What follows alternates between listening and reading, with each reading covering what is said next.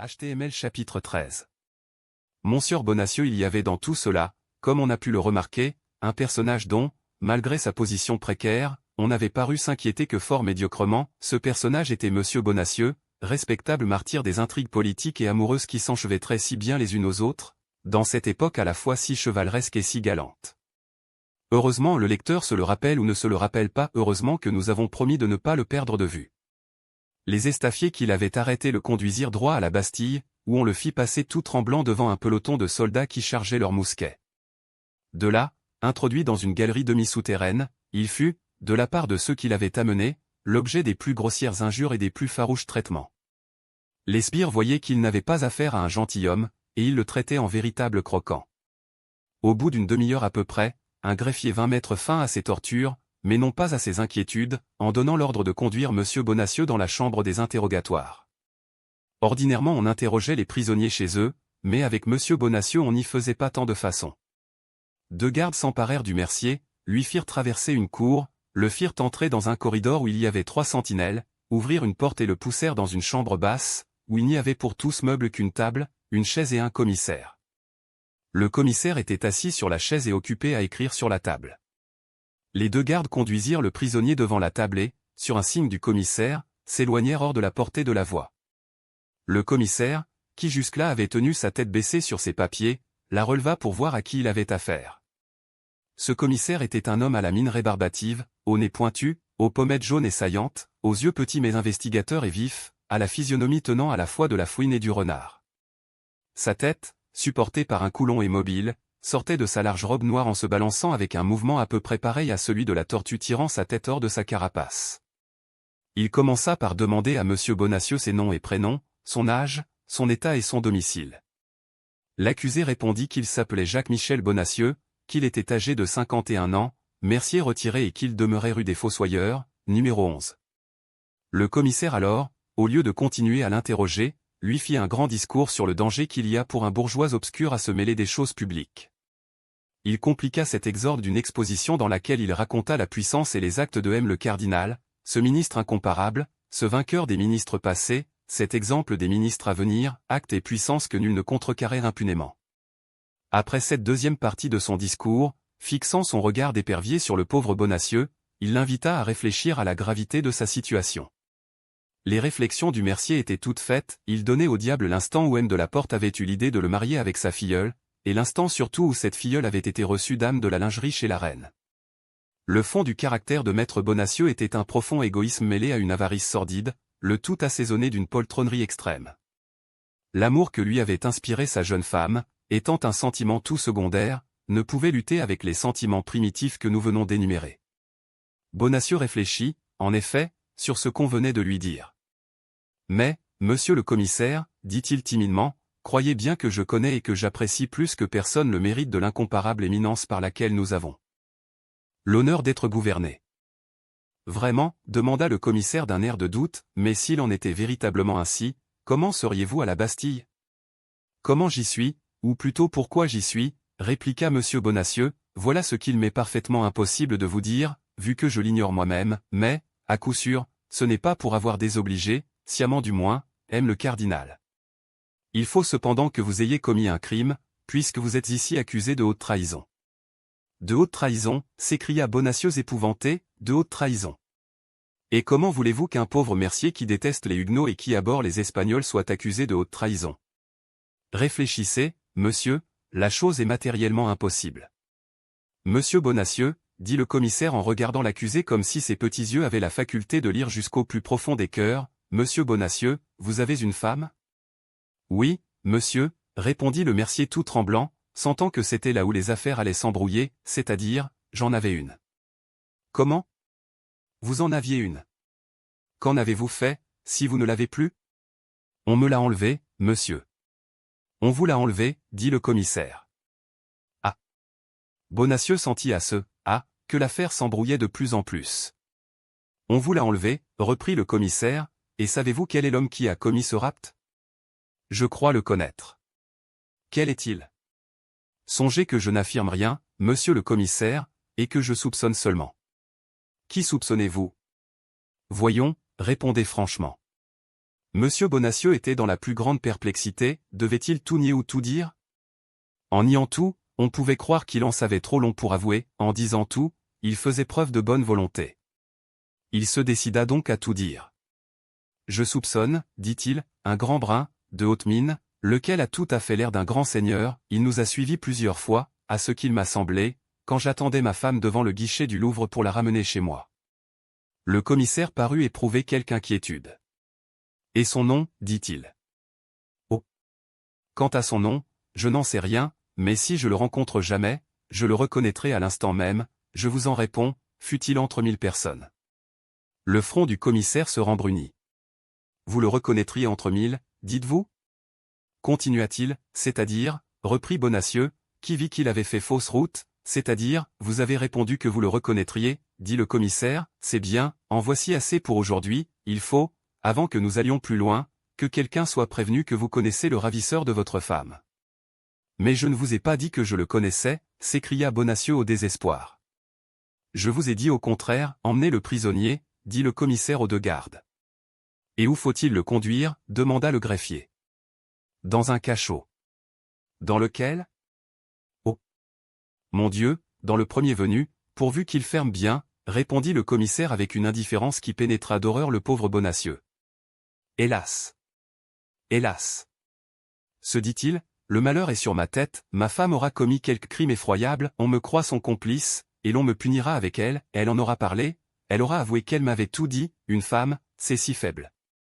Un cachot, le premier venu. C'est cela. Une nuit est bientôt passée, et demain, à la roue, à la potence. Oh! Mon Dieu! Mon Dieu! Ayez pitié de moi.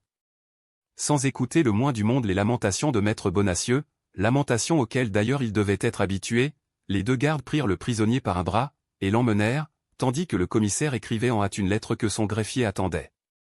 Bonacieux ne ferma pas l'œil, non pas que son cachot fût par trop désagréable, mais parce que ses inquiétudes étaient trop grandes. Il resta toute la nuit sur son escabeau, tressaillant au moindre bruit, et quand les premiers rayons du jour se glissèrent dans sa chambre, l'aurore lui parut avoir pris des teintes funèbres. Tout à coup, il entendit tirer les verrous, et il fit un soubresaut terrible.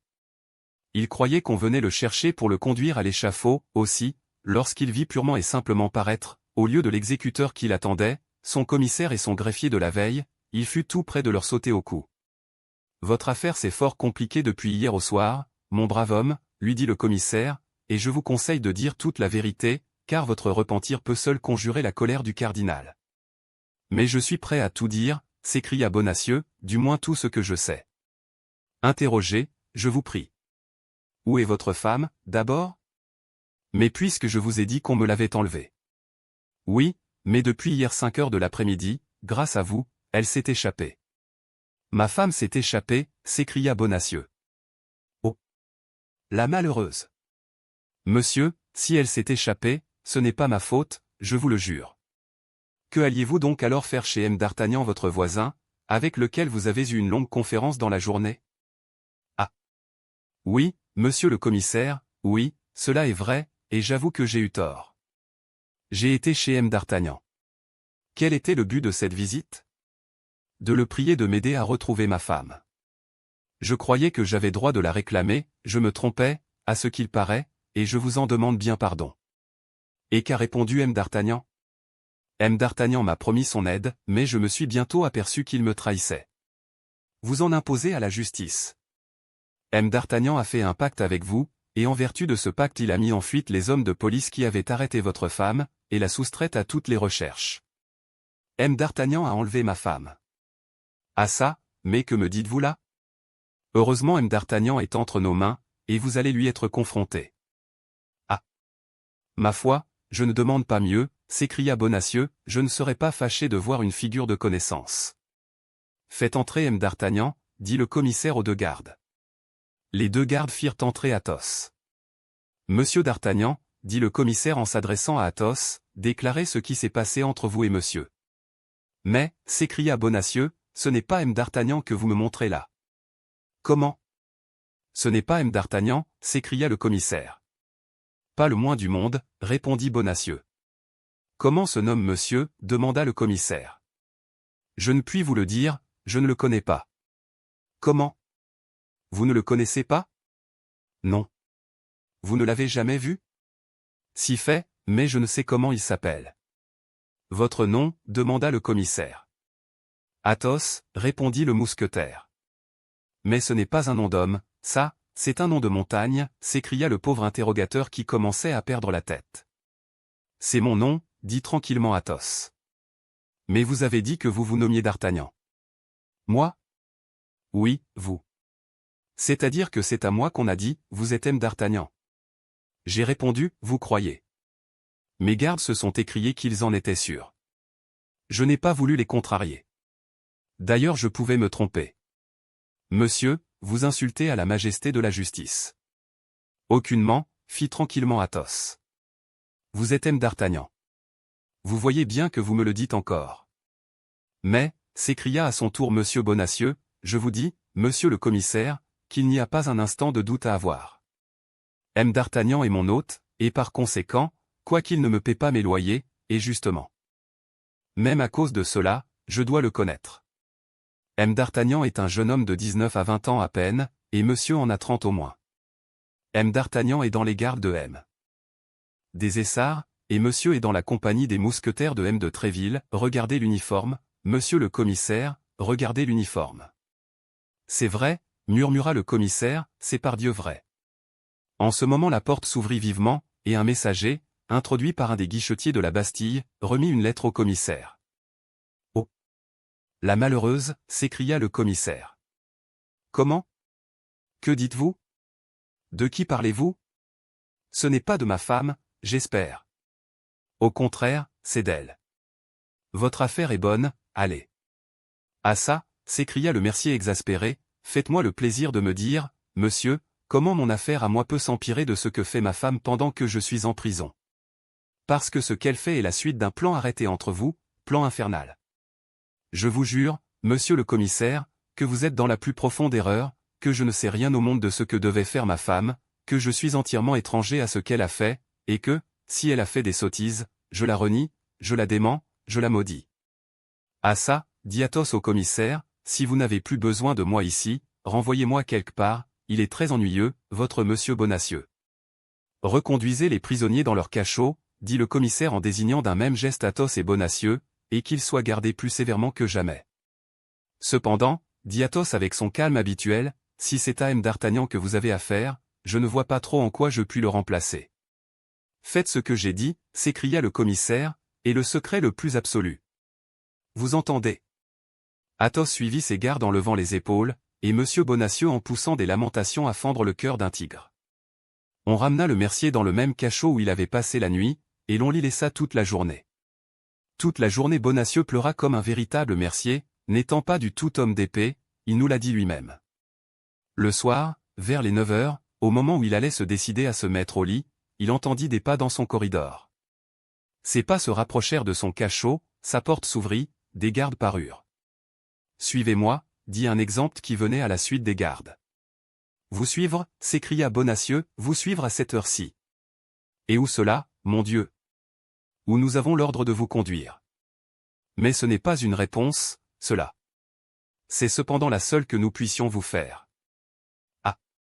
Mon Dieu, murmura le pauvre mercier, pour cette fois je suis perdu. » Et il suivit machinalement et sans résistance les gardes qui venaient le quérir. Il prit le même corridor qu'il avait déjà pris, traversa une première cour, puis un second corps de logis, enfin, à la porte de la cour d'entrée, il trouva une voiture entourée de 4 gardes à cheval. On le fit monter dans cette voiture, l'exempt se plaça près de lui, on ferma la portière à clé, et tous deux se trouvèrent dans une prison roulante. La voiture se mit en mouvement, lente comme un char funèbre. À travers la grille cadenassée, le prisonnier apercevait les maisons et le pavé, voilà tout, mais, en véritable Parisien qu'il était, Bonacieux reconnaissait chaque rue aux bornes, aux enseignes, aux réverbères. Au moment d'arriver à Saint-Paul, lieu où l'on exécutait les condamnés de la Bastille, il faillit s'évanouir et se signa 2 fois. Il avait cru que la voiture devait s'arrêter là. La voiture passa cependant. Plus loin, une grande terreur le prit encore, ce fut en côtoyant le cimetière Saint-Jean où on enterrait les criminels d'État. Une seule chose le rassura un peu, c'est qu'avant de les enterrer on leur coupait généralement la tête, et que sa tête à lui était encore sur ses épaules. Mais lorsqu'il vit que la voiture prenait la route de la Grève, qu'il aperçut les toits aigus de l'hôtel de ville, que la voiture s'engagea sous l'arcade, il crut que tout était fini pour lui, voulut se confesser à l'exempt, et, sur son refus, poussa des cris si pitoyables que l'exempt annonça que, s'il continuait à l'assourdir ainsi, il lui mettrait un bâillon. Cette menace rassura quelque peu Bonacieux, si l'on eût dû l'exécuter en grève, ce n'était pas la peine de le bâillonner, puisqu'on était presque arrivé au lieu de l'exécution. En effet, la voiture traversa la place fatale sans s'arrêter. Il ne restait plus à craindre que la croix du Trahoir, la voiture en prit justement le chemin. Cette fois, il n'y avait plus de doute, c'était à la croix du Trahoir qu'on exécutait les criminels subalternes. Bonacieux s'était flatté en se croyant digne de Saint-Paul ou de la place de Grève, c'était à la croix du Trahoir qu'allait finir son voyage et sa destinée. Il ne pouvait voir encore cette malheureuse croix, mais il la sentait en quelque sorte venir au-devant de lui. Lorsqu'il n'en fut plus qu'à une vingtaine de pas, il entendit une rumeur, et la voiture s'arrêta.